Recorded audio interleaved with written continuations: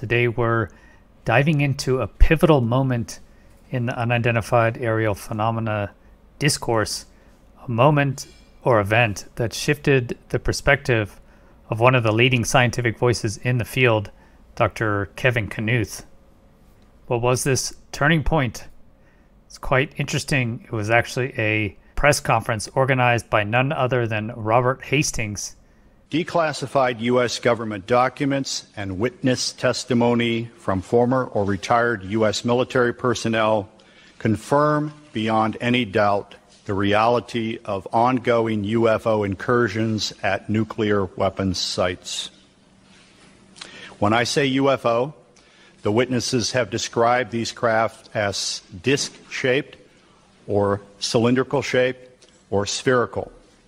This event wasn't just another UFO gathering, it was a game changer. Let's break it down. Thanks for being here.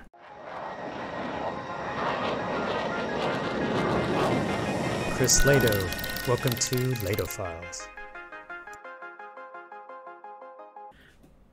And he finished with that, and then he added, but you know what's really strange? He said, I have friends who are in the Air Force up at the Air Force Base in Malmstrom Air Force Base in northern Montana, and they have problems there with UFOs flying over the nuclear weapons sites and shutting down our ICBMs.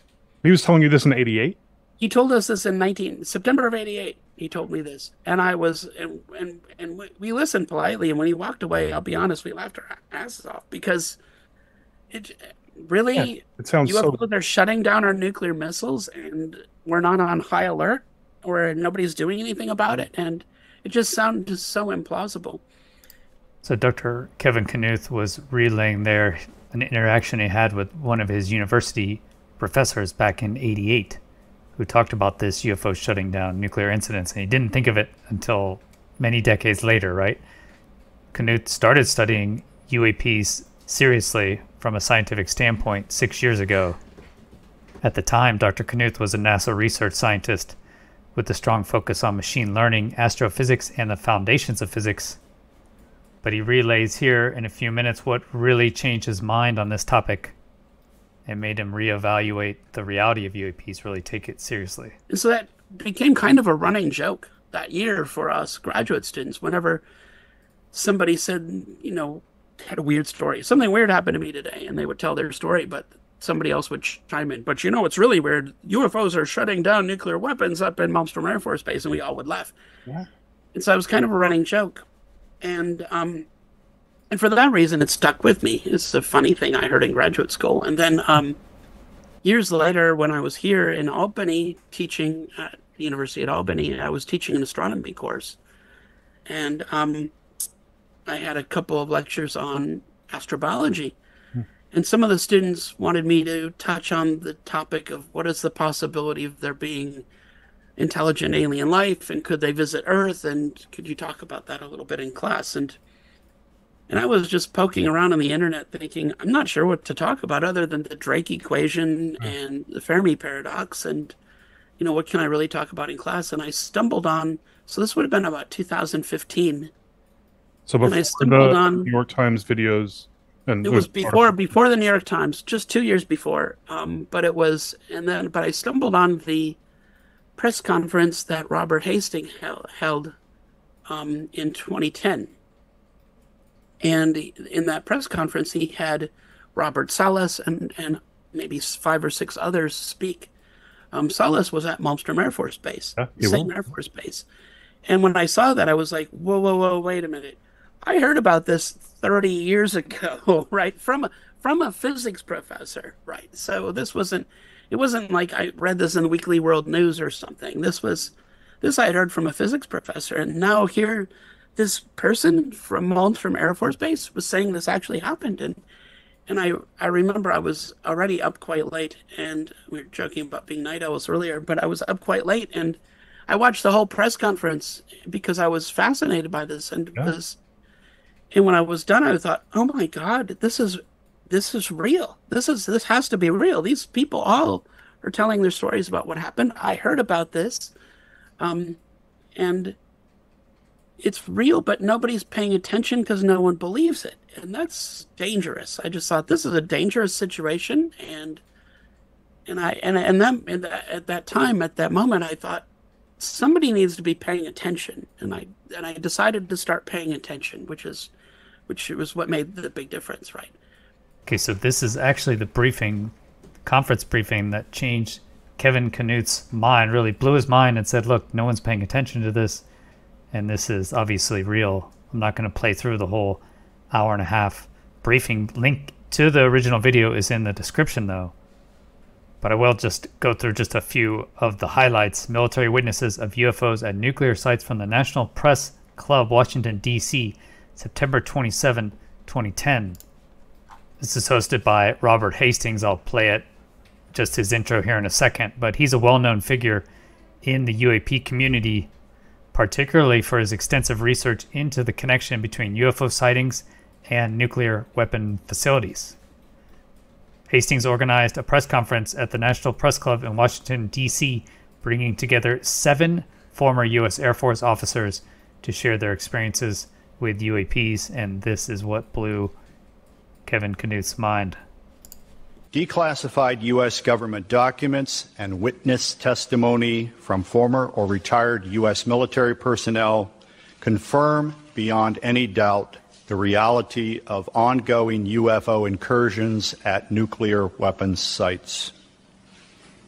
When I say UFO, the witnesses have described these craft as disc-shaped or cylindrical-shaped or spherical. These objects are capable of both hovering and high-velocity flight, usually completely silently. Over the past 37 years, I have personally located and interviewed more than 120 of these former or retired military personnel, all of whom report UFO incidents at one or more of the following locations: nuclear missile sites, nuclear weapons storage areas, and nuclear weapons test sites in Nevada and the Pacific during the era of atomic atmospheric testing. I believe, these gentlemen believe, that this planet is being visited by beings from another world who, for whatever reason, have taken an interest in the nuclear arms race which began at the end of World War II. Regarding the missile shutdown incidents, my opinion, their opinion, is that whoever are aboard these craft are sending a signal to both Washington and Moscow, among others, that we are playing with fire, that the possession and threatened use of nuclear weapons potentially threatens the human race and the integrity of the planetary environment. So Robert Hastings saying he's interviewed more than 120 of these former and retired military personnel. All of them report UFO incidents, nuclear missile sites, nuclear weapons storage areas, and nuclear weapons test sites in Nevada and the Pacific during the era of atomic atmospheric testing. So that is just amazing. He says there that he believes, as well as the other people there, that we're being visited by beings from other planets who have taken an interest and are giving us a message saying that you're playing with fire. That's his argument. This is from the 2010 press conference that changed Kevin Knuth's mind. So who else was here? Okay, Robert Solace, Bob Solace. He was a retired USAF captain. He describes his incident at Maelstrom Air Force Base in 1967. And he was in charge of Echo Flight, an underground launch facility, and during his watch, a bright red UAP was reported hovering above the front gate. Shortly thereafter, 10 nuclear missiles went offline, becoming inoperable. I've covered that a few times on the channel. We had this guy, Robert Jameson. He's a retired USAF captain and a missile targeting officer. So he corroborated testimonies recounting UAPs seen near missile silos at Maelstrom Air Force Base, leading again to disabling of nuclear missiles. So he corroborates it. You have Dwayne Arneson. He is a crypto specialist, served 26 years in the Air Force. So crypto, you have to have the highest security.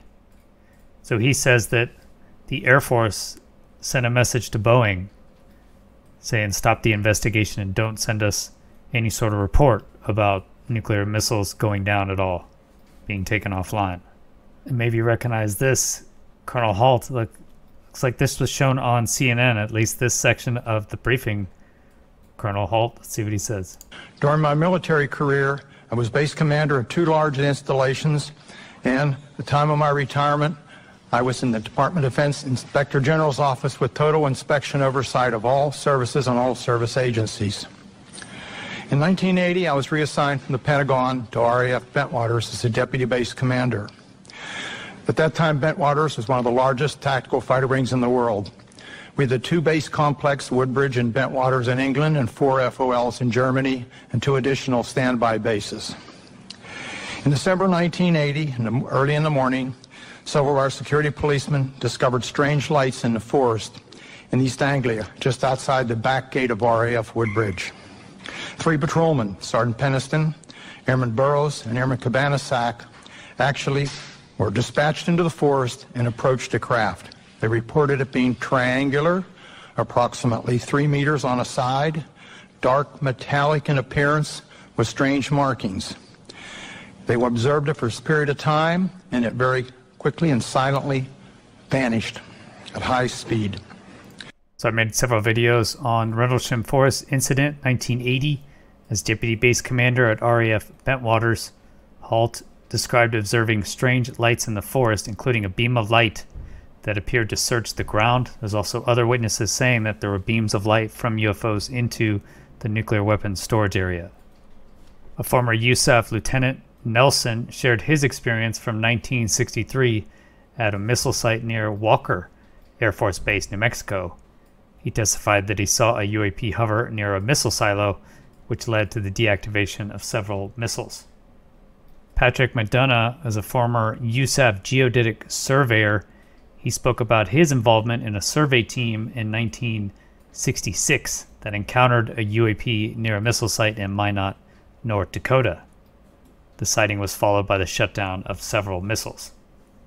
You have Bruce Fenstermacher. He's a retired USAF captain. He detailed an encounter in 1976 at Warren Air Force Base in Wyoming, where he witnessed a UAP hovering above a missile silo. The object reportedly caused missile malfunctions, similar to other incidents reported by his colleagues, such as Bob Solace, who said 10 missiles went offline.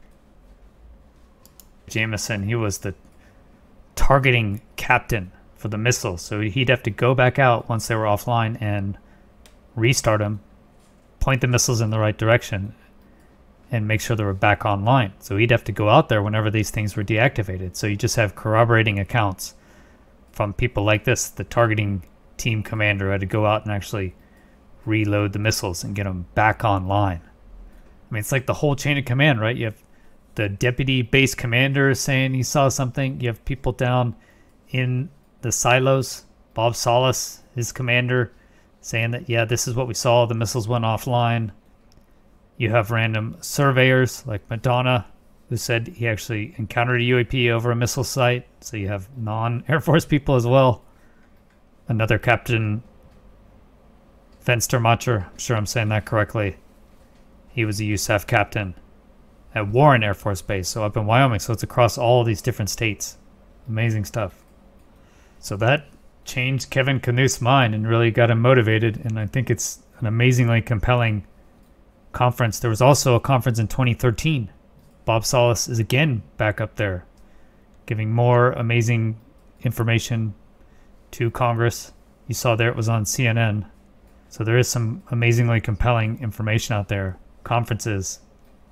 Will we get some more hearings like that? When will we see Robert Hastings and his whole crew out there in a public hearing? Do you guys think we will see it? Let me know in the comments. Thank you for watching. Please hit the like button. It really helps and it's free. Consider subscribing to get future notifications of when I release videos. And you might like this video. If you want to support the channel, join these great people over here. Get exclusive bonus content. Then click this button here. Patreon.com/chrislehto or become a YouTube member. If you want to continue the discussion, go to UAP Society Discord. Links are all in the description. Have a great rest of your day. Peace.